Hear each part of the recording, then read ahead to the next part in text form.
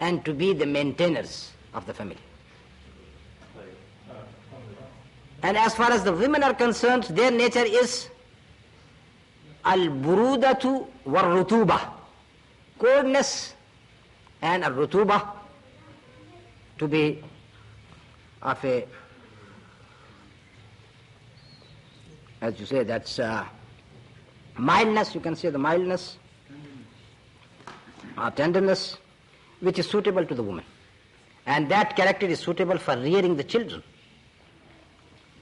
As you know that if the men are given the charge of rearing the children or looking after them, what would happen? If a child, an infant, gets up 3 times at night time, the man would be fed up. And he may look after the child once or twice, but not more than that. He's going to slap the child or throw him out of the window. So, but that is not the nature of the woman. Even if the child or the infant gets up 100 times, the mother is going to take care of him. So this type of nature is suitable for the woman, and she got more excellence upon the men in that way. On the other side, because men got this strong strengths or this strong character, this is why the matter of divorce is given in their hand. It is not given in the hand of the woman. And it is said that if the divorce was given in the hands of the woman, then you will see no person, no man without divorce. Just after 2-3 days, he would be divorced. If the divorce is given in the hands of the woman. But Allah subhanahu wa ta'ala did not give it to them.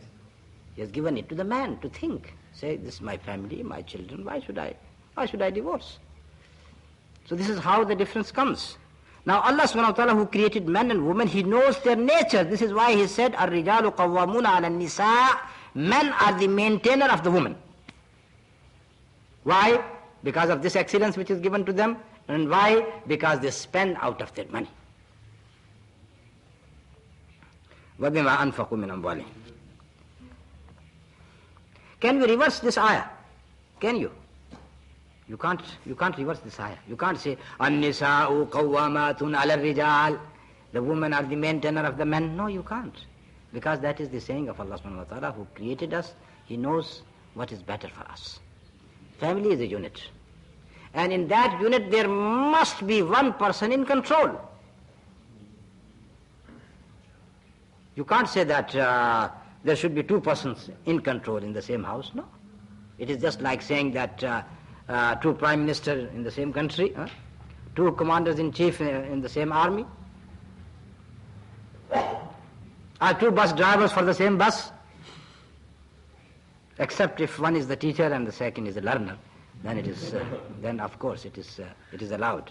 But they can't drive at the same time.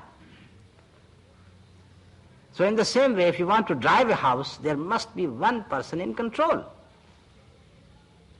If you make both of them in control, then it would be just a problem, all the times problems. If you give control to the woman, then more problem. So the right thing is that the control should be given to the man, because he is the maintainer, he is the breadwinner. And this is what Allah subhanahu wa ta'ala has done. Ar-rijalu qawwamuna ala nisa. And same thing applies on a bigger scale. On a bigger scale as well. Because if women are not given the charge of a house, how could they be given the charge of the whole town, let alone the whole country? They can't. Because there is this matter of nature. Because of that tender natures, you can't face your enemy. You can't take decisions. But at a right time, Allah subhanahu wa ta'ala has made the woman with such features and with such characters that sometimes, even every month, there are some periods when they are not in the same state of mind as they are in the other days. As the head of the state, you have to take decisions of war sometime. So you can't leave it to a poor woman for all that worries. So this is why it is very clear in Islamic Sharia that the maintenance of a country, heading a country, there is this condition. One of the conditions is that he should be a man. And that is the same thing which is required for a qadi, for a judge.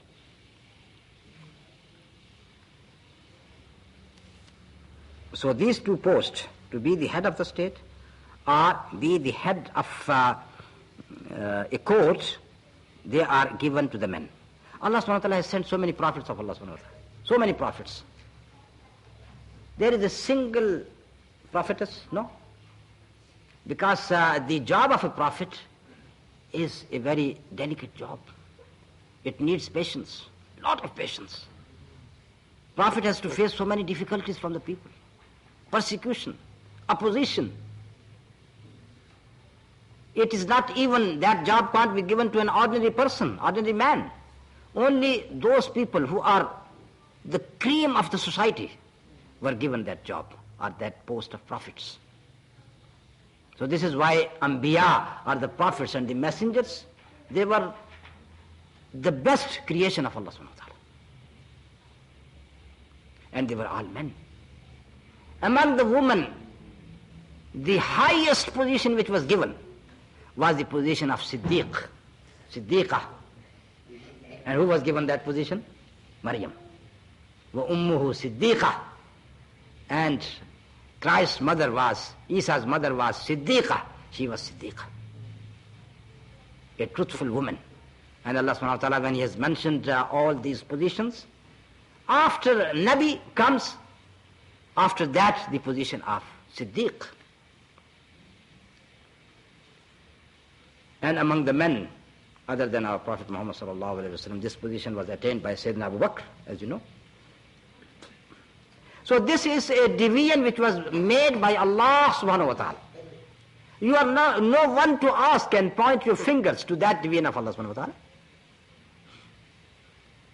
Can you ask this question to Allah subhanahu wa ta'ala, why I was born in 20th century? Why not in the 1st century Hijrah? Allah knows better.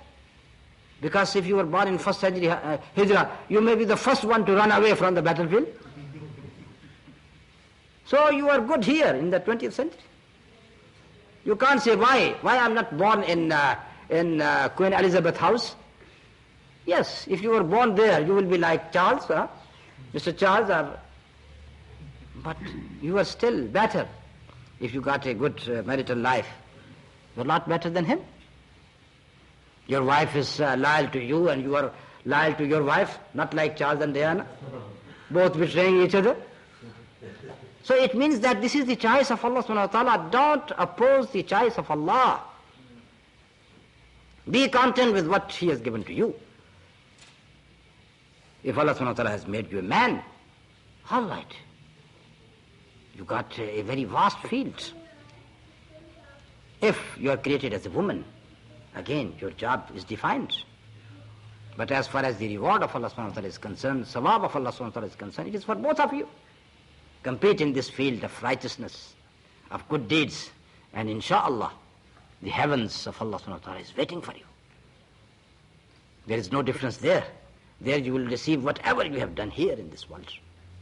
But this world, always remember, is a place of trial. You are placed in a certain trial. Try to meet that trial. No, ask time, will you? Time?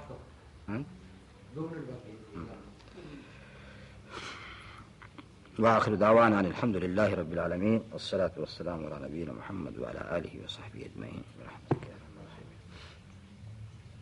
After last dars you mentioned there were about 80 different kibriya, but we only had 40.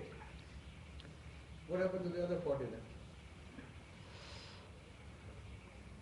So 40 in advance and 40 when I come back from Hajj, so this is what I meant. Yeah, but so, today we continued from 32 because 31 inshallah, still, yes. I forgot about it, so next time I will bring this. Well, I came prepared with that, but that's why I mentioned 31. He's claimed. He will pray to Allah. written in one paper, and photocopy will be distributed. I think that is. Yes, that would be a good idea to have it photocopied, printed and photocopied. And photocopies. There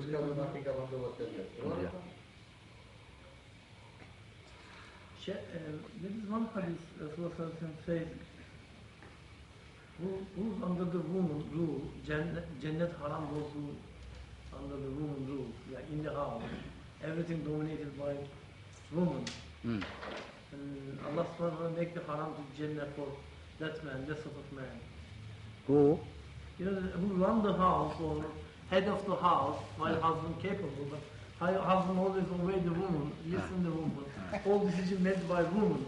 There is a hadith in Abu Dawood which has said that if your matters were given to your woman and your leaders are the most sinner one among you and your wealthy persons are the most miser persons, then the belly of the earth is better for you than its surface. It means that you should be better as dead person, not as living person.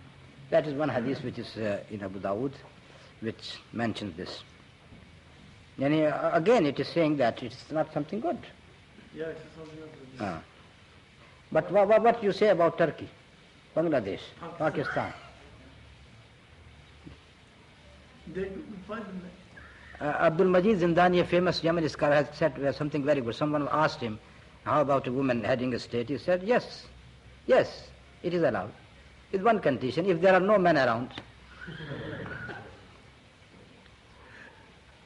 You know that first Indian Muslim who was the millionaire, 17 million, is in big trouble now. His wife is saying half his mind. His friend is saying, he borrowed some change from me, I gave him some money, I want some from him. He's tied up in a legal battle now. His wife is threatening him to leave. Oh yes, that should be an outcome of such money.